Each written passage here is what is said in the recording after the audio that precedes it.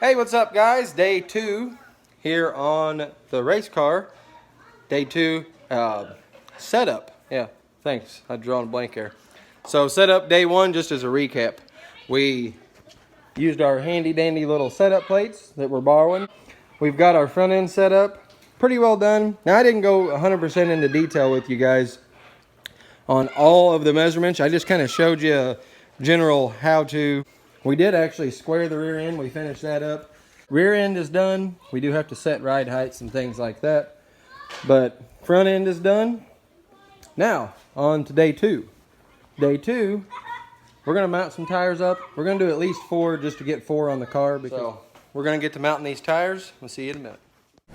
Alright guys, while we're getting started on the tires, I want you to take this time, if you please can, like the video, share it, and subscribe to the channel. Don't forget to hit that little bell icon to let you know whenever new videos are coming out. Alright? Thanks. Okay, first thing we're going to cover on these tires we run, these are Hoosiers. Hoosiers. Like, who's your daddy? M30S. We run what's called a UMP A modified. And that sanctioning body, this tire, is what we run. There's a certain way to mount them. We make sure to put this serial number stamping towards basically the infield. So they will always be, like on the right side tires, be mounted inside, and then on the left side tires on the outside.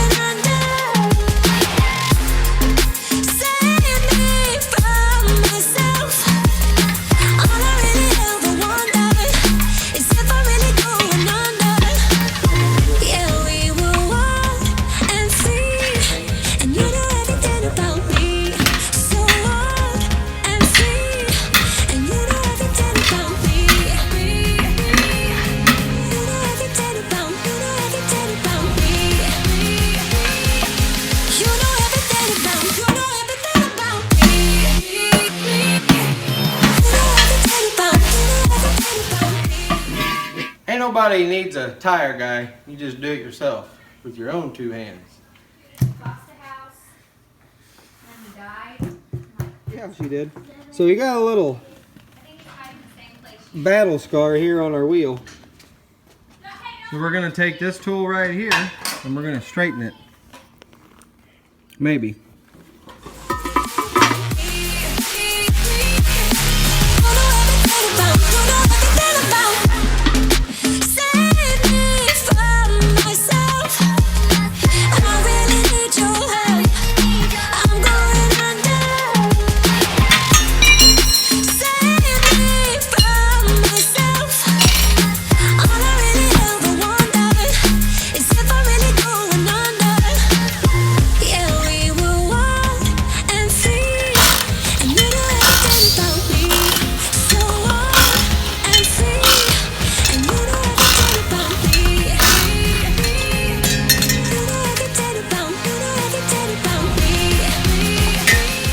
So I'm gonna have to do this part. Cause Might be able to. well, maybe Brian gonna give her a whirl. We worked too damn hard last night. We're both sore from working on the daggum car. We spent about 3 hours crawling around on the floor, underneath the car, everything. And it just takes it out of you. We're getting there. 16, I believe. More than the right rear. Yeah, more than the right rear.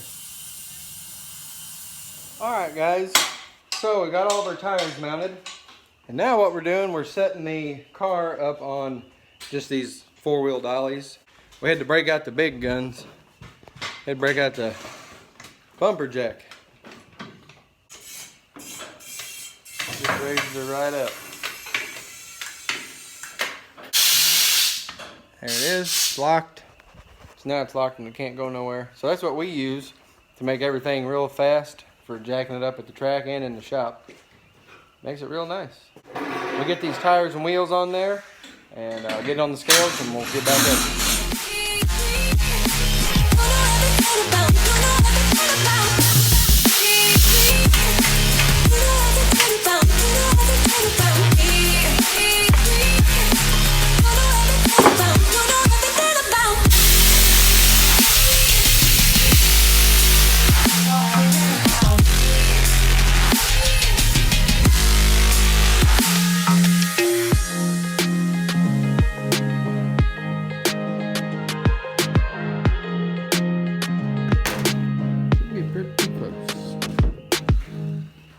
Oh yeah, that's what he's looking for. So we run 15 gallons when we scale it. It's just for consistency. We want to do the same thing every time when we set these numbers up. So, and don't forget to put your fuel cap on. Got our fuel in it for consistency. Everything we do the same every single time.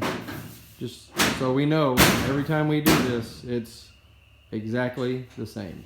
It's consistency, consistency, consistency. All right, OB getting in the car. Like I said, we are pretty close to the exact same weight, so that works out real nice. He'll climb in there, and as you can see, doesn't matter how agile you are, it's never easy to get in and out of these things, which is why it reminds me it's super important to practice getting out of your car fast as you can. And I had a scare myself last year. We had a major engine fire, fuel fire, okay, and it actually came in the car with me. Thankfully, I had my own onboard suppression system, and when I hate to have to use it, but I did. I used it, and I practiced getting out of my car fast. And of course, the unforeseen happens. You know, I'm no exception. I tried getting out, and I got stuck. Had the seatbelt stuck on me. It's just one of those silly things. And so I highly advise.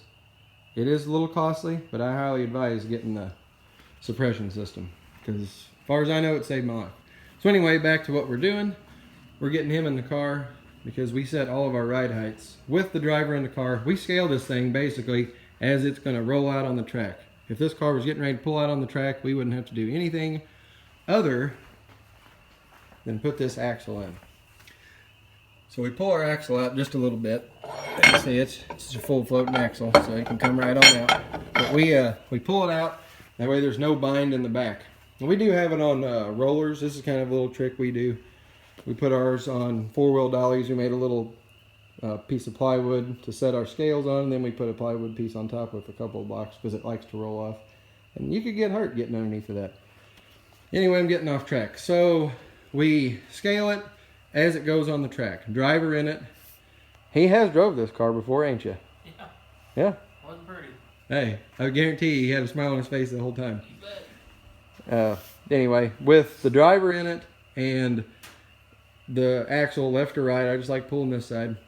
Axle pulled, so there's no bind. This is the way it's going on the track. This is the way I set the ride heights, and that's the way I do it. Maybe somebody else will have a different opinion on that. If you do, comment below and tell me why. So let's check some numbers. Okie doke, got him in there. Looking at the numbers compared to what we did last year, we pulled quite a few scale numbers, and something that really helps. Well, at our local track, when we get a win at the races, we put the sticker in here. And guess what else we do?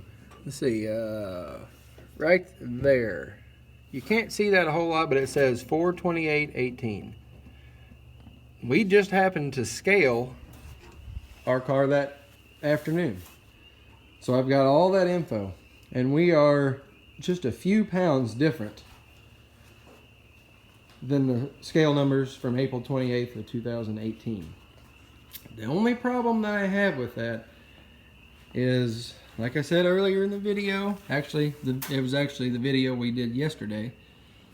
These right here, lower control arms, are not the same control arms that we had. Okay, see where this is bent? Right here, it makes a bend up. That is different on our control arms that we had last year, our lower A arms. Oh, I do have one. Okay. Here is one of ours from last year.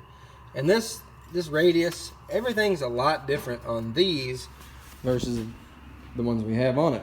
And why I have an issue, the measurement when we pull off of this down to this right here is going to be different. I don't have a clear number on what that's supposed to be. We just went off our best judgment. Like I said, pulling off the ground up to our control arm front bolt. I think we did an okay job of it. You can still be quite a ways off on your ride height measurements and still get decent numbers. It's very important to keep the left and the right ride heights consistent to what the manufacturer says, because they did all the R&D on this thing. You know, that's what you're buying the car for. They've got years of R&D in these chassis, and they know what the ride height is supposed to be in order for the suspension to work correctly. The front end is very important on these cars.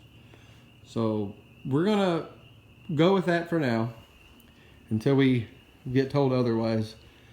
And I hope to hear something today. We've got 3 days before our first race night. So I hope to hear something before Saturday. If not, we're gonna run with it. And I think we can make it work. But we'll see. You guys know we can make it work. We'll give it our best effort anyway. Hey, this is gonna be the end for the video today. Stay tuned for part 3 on the setup series. We're gonna show you how we prep tires and a whole lot more. All right, guys, thanks for taking the ride with us. We'll see you next time.